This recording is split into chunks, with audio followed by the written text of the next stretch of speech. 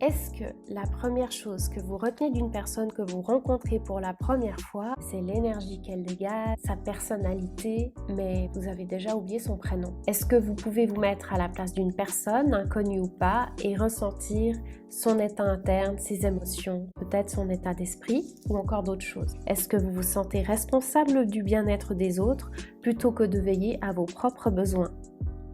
Est-ce que vous avez peur des conflits et les fuyez et êtes particulièrement susceptible au jugement des autres?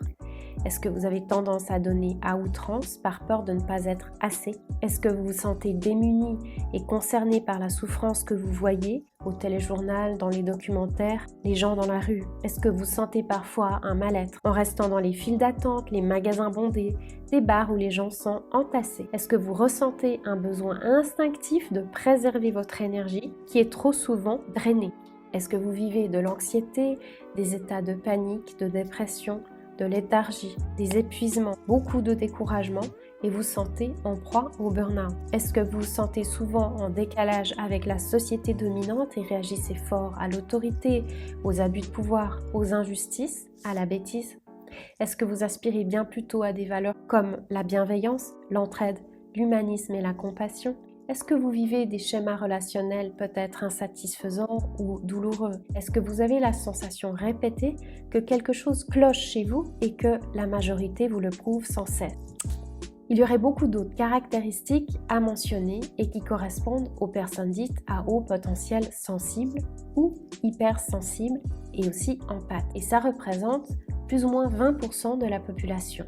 Maintenant, la surcharge émotionnelle et nerveuse qui affecte particulièrement ces profils ont deux principales causes.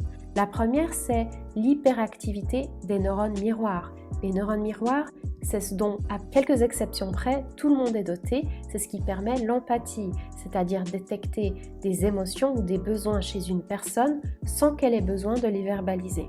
Chez les hypersensibles empathes, ces neurones miroirs sont hyperactivés. Ils détectent donc énormément plus d'informations que la moyenne et ne savent d'ailleurs pas parfois comment les gérer. La deuxième chose, c'est l'hyperréceptivité du système nerveux, c'est-à-dire que les personnes hypersensibles ont un système nerveux qui est également hyperactif et qui doit donc traiter beaucoup plus d'informations et réguler beaucoup plus de stress que la moyenne.